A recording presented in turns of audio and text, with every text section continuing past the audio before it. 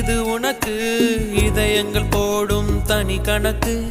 அவள் எனக்கு இவள் உனக்கு உடல்களும் போடும் புதிர் கணக்கு.